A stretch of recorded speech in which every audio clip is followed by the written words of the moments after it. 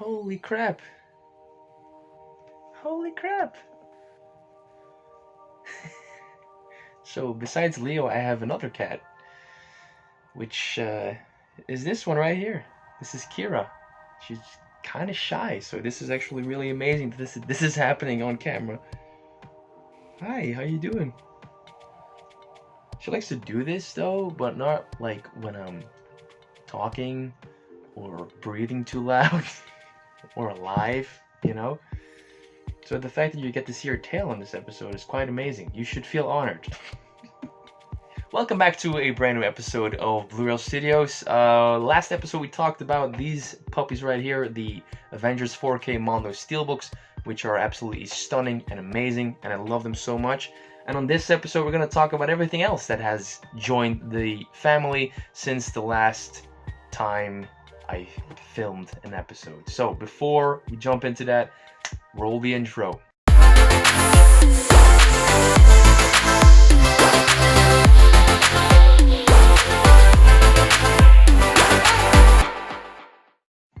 God damn. What's gotten into you, man? Holy crap.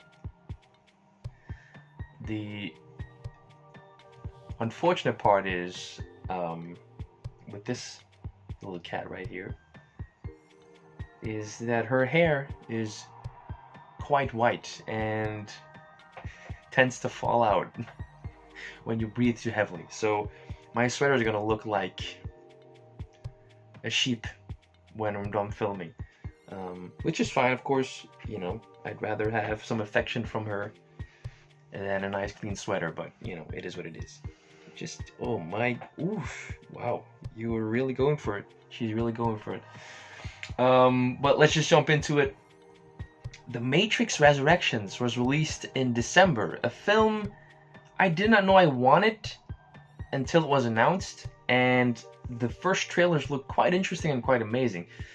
Then the reviews came out and they were kind of disappointing, but I watched it myself and actually was pleasantly surprised because I was expecting something offensively bad. And though there is one major issue I have with the film among other issues, I actually was pleasantly surprised. I enjoyed my experience, I enjoyed my time with the film. It felt kind of nostalgic, especially all the stuff in the real world felt like it was a natural progression from the original trilogy. The first act is by far the most interesting and most compelling and the most interesting, although not really subtle at all. The biggest detriment to the film, the biggest flaw this film has is its action. The first film was iconic not just because of its philosophical themes it explored, but also because it just is legitimately fantastic martial arts film. The action sequences were phenomenal, they were well choreographed and well shot, and they were iconic for a reason. And that, unfortunately, is lost in The Matrix Resurrections. The fact that The Matrix Resurrections is a below average martial arts film is unforgivable, in my opinion. Any goodwill the film had going for it and any momentum the film has going for it is unfortunately undermined by the lack of great fight sequences. That being said, though, the best thing that could come out of this film is the fact that I wanted to rekindle my appreciation for the original trilogy, and that's why I ordered the Matrix trilogy on Blu-ray. I owned the first one on a Steelbook, and I love that film, but I didn't feel a necessity to get Reloaded and Revolutions on Blu-ray until now. I actually really wanted to revisit it, and I did. I rewatched Reloaded and Revolutions, and I actually really do enjoy those films. The score is amazing. The fight sequences are bombastic and sometimes goofy, I want to say, but they are really well done, and the choreography is fantastic. The stunt work is amazing. There are some legitimately fantastic sequences in Reloaded as well as Revolutions. So I really appreciate the original trilogy, but the first film is iconic and it's a masterpiece. So now I own the entire trilogy on Blu-ray, which is fun to have. I can definitely recommend them. Up next, I have The Amazing Spider-Man 1 and 2. I have the first one on Blu-ray. This is my proof that I'm not jumping back on the bandwagon. I always enjoyed these films, but I rebought them on this edition because I used to own Spider-Man 2 or Amazing Spider-Man 2 on a Steelbook, which I didn't really like. The Steelbook was kind of ugly, and so I sold it for a small amount of money, but I really wanted to rewatch the second one after watching No Way Home, obviously. I always liked Andrew Garfield as Spider-Man. I am not gonna pretend that these films are better than they are, because they're not really that fantastic, but they do have a bit more appreciation from me after watching No Way Home. So buying this double feature in a very thin case, the way I like it, is a good thing to do, actually. Sonic the Hedgehog. Yeah, I've never seen the film. I heard some fantastic things about it, and I'm a sucker for a fun video game comedy, so let's get it. A Quiet Place Part 2. Love this film. The best part of this film is actually the opening sequence, which is fantastic. And what a fantastic sequel to an already great first film. Even though your movie sucks shredded to hell, I really like this film, and its sequel is fantastic. Attraction 1 and Attraction 2. Russian films with some fantastic visual effects. If you have never seen anything about this film, I highly recommend you watch the episode by Corridor Effects, who did a discussion on the visual effects in this film especially, which are fantastic. I watched this film with Russian audio and French subtitles because this is actually a French Blu-ray, and I actually really enjoyed my time with it. I have yet to watch the second film, but I'm hoping it is at least as entertaining as the first one, and worst case scenario, I'm getting some amazing visual effects out of it, because the cover art alone is actually pretty amazing for the second one, as well as the first one. Actually, I love the cover art for the first one. This scene where this alien ship crash lands on Earth is some of the most amazing visual effects I've ever seen in a film. Now we're getting into it. The stuff you really want to see on these episodes. Some collections, some collector's editions, some steelbooks. This is the moment where we're going to dive into it with the James Bond collection, the complete collection of James Bond up until and including Spectre. I got this for my birthday from my mother-in-law, who was kind enough to buy me this, and this one is jam-packed with films. It is literally categorized from 1962 up until 2015, so over 50 years of films in this franchise. Look at this. There are so many films in this case alone. Look at all these titles, if you can see them actually. Look at that. Oh my god.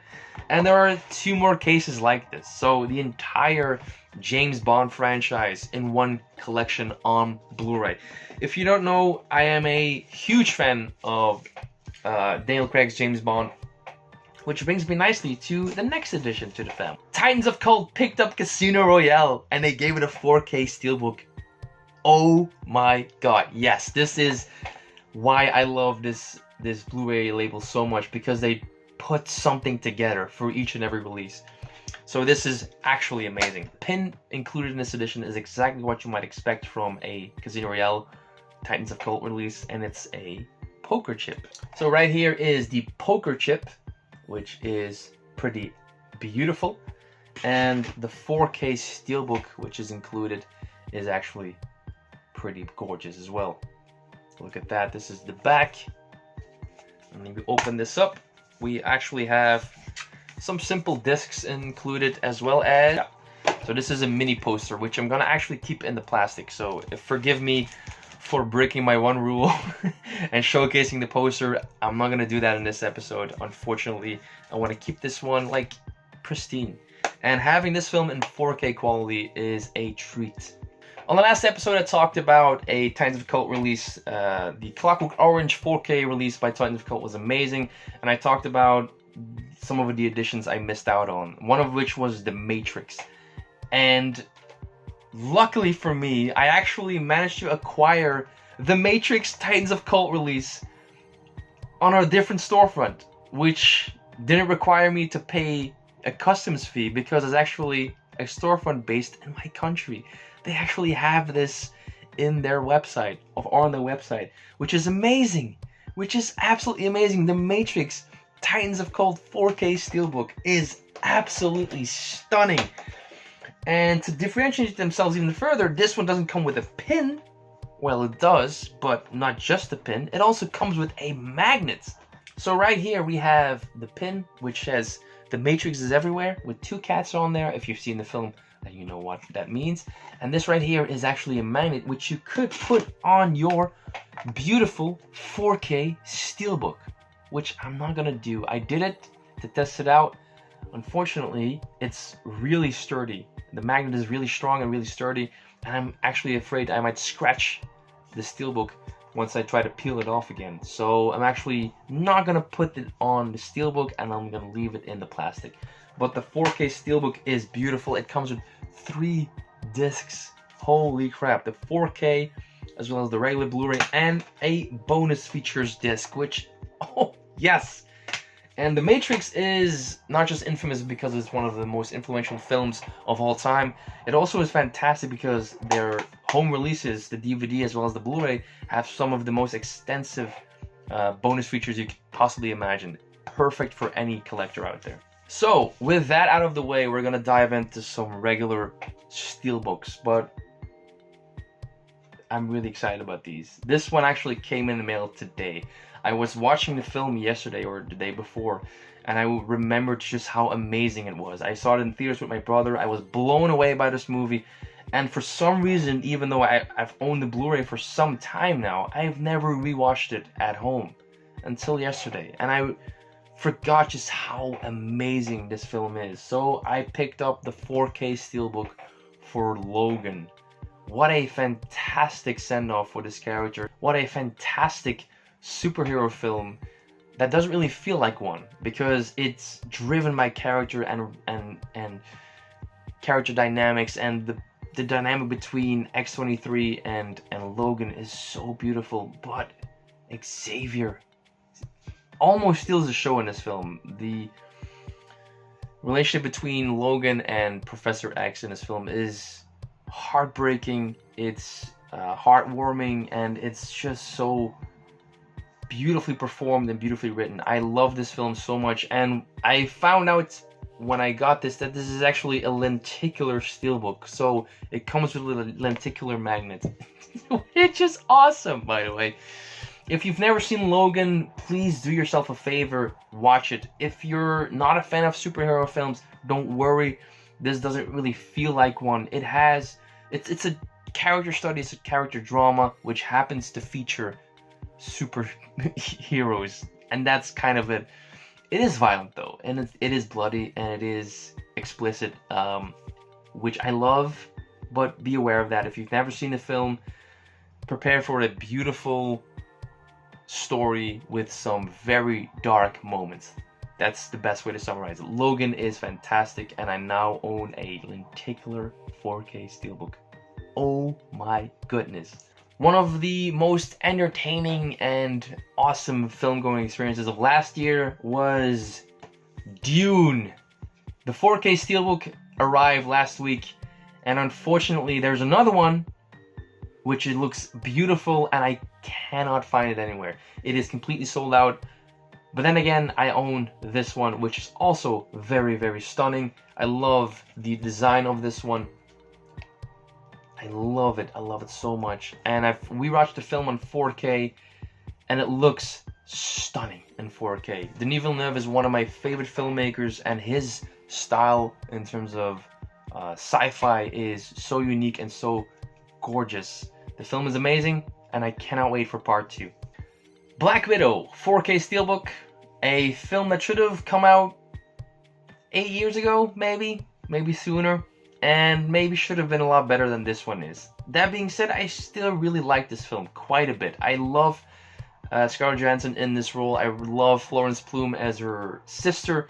That dynamic is interesting. It's It's playful, it's heartwarming and heartbreaking at the same time. I really, really like the character dynamics in this film. The villain is kind of forgettable, and it should have been a lot better than it was. That being said, I still do enjoy this film, and I still love the fact that she finally got her own film, and she deserves it, even though she deserved better. Shang-Chi, The Legend of the Ten Rings was such a surprise for me because I was kind of weary for the cinematic universe after the end of Endgame. Endgame felt like a perfect way to cap off the Infinity Saga, which has been amazing, which were 11 years in the making, over 20 films to build up that storyline and develop that villain. And I was like, okay, it's done now, it's satisfying. And I was like, oh man, I really need something special to keep me invested. Luckily, we have Loki, WandaVision, all those fantastic series on Disney+. But in the films department, I was kind of like, all right, what are they going to do with this one? Shang-Chi is fantastic when it focuses on fight sequences that are practical and in camera and are well choreographed. The second part of the film, I was kind of like, okay, this is getting like a bit too much. And it culminates in an ending which features some things I really do love, like giant kaiju monsters, which I am a fan of, and yet it was like, it's too much. I'm not really liking this a lot. That being said, it's still a really, really well done film with a fantastic main character, good performance, and I'm actually interested in seeing where this character goes next in this established MCU. So it's Shang-Chi, Legend of the Ten Rings, the 4K Steelbook, still in the plastic, and it might be in there for some time now because I gotta kind of have to amp myself up to rewatch it again. A film that is not in the plastic anymore and which was absolutely amazing, this Suicide Squad by James Gunn. This film is completely freaking bonkers. It's everything that the first film should have been and wasn't at all. This film is so amazing. The title sake is perfect. They actually showcase why it is called a Suicide Squad, because they actually go on suicide missions that are impossible and are deadly. The opening scene is so hilarious, and it sets the tone for a film that knows exactly what it is. And that ending is fucking amazing. I love this film so much. James Gunn, I almost had like, I almost feared we lost you to DC. But luckily Disney was clever enough to reel you back in so that we can get a Volume 3 for Guardians of the Galaxy. But I'm happy actually that this film got made and that he got to do whatever the frick he wanted. This film is violent, it's bloody, it's gory, it has some cussing in there, and it's completely freaking bonkers. That's why it is so freaking amazing. And the Steelbook is beautiful. I love the artwork on this one. And if you've seen the film, then you know exactly what this is. And I'm not gonna talk too much about that because you need to experience that for yourself. Monster Hunter 4K. Again, I love this Steelbook. It's beautiful. It was priced down heavily, and that's the only reason I picked it up. So, relax. Don't shoot me yet. I have it, okay? It's fine. It's totally fine. To top off this video, I want to talk about this final collection of Steelbooks that is so amazing. This was actually in Zavia and still is for a outrageous price, especially considering that I got this complete collection from Amazon without having to pay customs and for $40 less than it is priced on Zavia. Go figure. The Monsterverse Steelbook collection. Holy crap. The casing on this is beautiful. This is all metal. The damage right here is actually part of the artwork, so it's fine. We have Godzilla and we have Kong, of course. The Monarch symbol on there. This is why you're here. This is the money shot right here. The 4 films in the Monsterverse, each with their very own 4K Steelbook. So let's jump into them one by one. First up, we have Godzilla 2014, a film that I thoroughly enjoyed. that revamped Godzilla for American audiences in a major way. I love this film. There are definitely some issues with it, but the final act is astoundingly beautiful and amazing. I love the way it was shot, the way it was directed, and the Steelbook is beautiful, as well as the discs included. The 4K Steelbook for Godzilla 2014. Beautiful stuff right here. A few years later, this film was released in theaters. Kong Skull Island. The 4K Steelbook. Beautiful looking Steelbook, and actually a beautiful looking film. I love this film so much. I saw it in theaters and I immediately fell in love with it. The cinematography, the special effects, astoundingly beautiful. The only issue, the biggest issue with the film is that our main characters should not have been the main characters. Our main focus should have been on Samuel L. Jackson and John C. Reilly, the two most interesting characters in this entire film. But they found some beautiful people to shoot, so that's what they did. Godzilla King of the Monsters, maybe my least favorite entry in this Monsterverse franchise. However, they did try to address some of the biggest issue that Godzilla 2014 had, which was too little Godzilla, and they fixed that in this one. Did it work for me? Sometimes it did, and sometimes it didn't. I love the way that Godzilla 2014 was shot. The fact that it felt like almost documentary style footage of the monsters gave it a realism that this film kind of lacks in some areas. That being said, it features King Ghidorah, Godzilla, Mothra, Rodan, and some other kaijus that make it a small cameo. I wish they would have gotten more screen time, but it's fine. There are some fun parts to this film, and the story is the least interesting part of it. This device, this Orca device, I couldn't care less. But the Steelbook is beautiful. Look at that, King Ghidorah on the back. Love this Steelbook, love the design of it, and the fact that they all kind of fit nicely together is a plus. Last but not least, one of my favorite films of last year, which is saying a lot about the landscape of film that we had last year.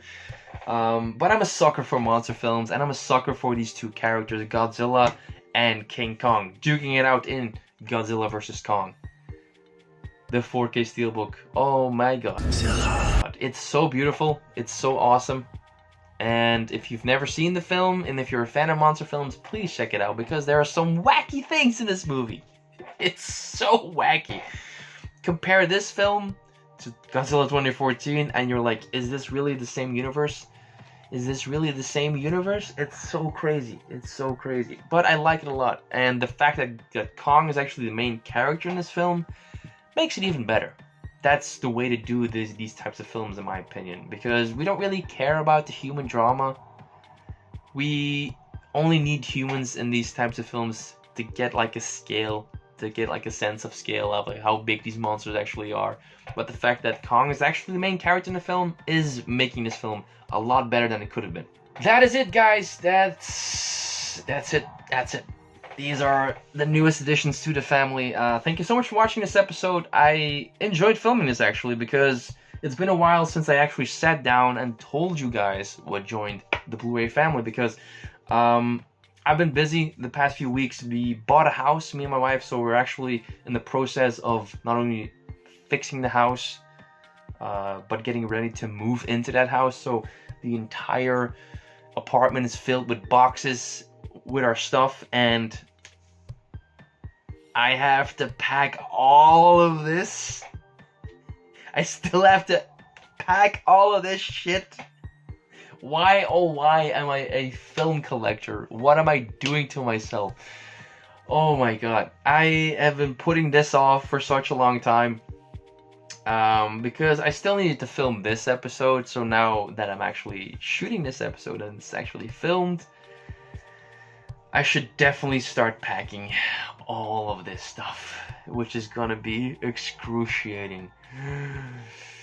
I remember when we moved into this apartment and I had to pack all of my films that I had at that time into these boxes and unpack them. Ugh. I hated it back then, and now, 5 years later, 5 years worth of new additions, it's gonna be horrible. Absolutely horrible. But it is what it is. We're gonna move to our forever house, as they call it, and hopefully I have to do this only once.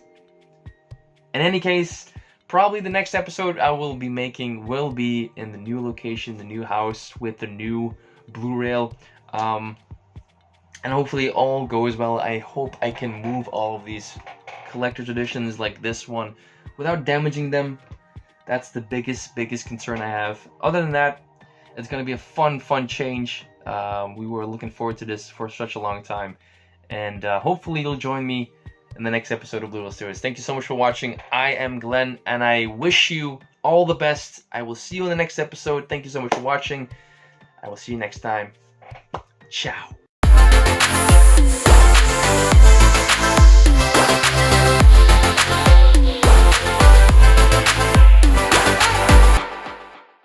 Oh my god. Why am I a collector? This is stupid. This is so stupid. I'm gonna have to pack all of this shit. And I'm gonna have to bubble wrap these steelbooks, and I'm gonna have, oh my god. Oh, what am I doing to myself? Why am I so in love with movies? Oh. It'll be fine. It'll be totally fine. Why am I worried about this? It's all good. Why am I worried about this? They're just priceless steelbooks and collection editions. Priceless, that lose value once they get damaged. What could possibly go wrong? Why am I doing this to myself?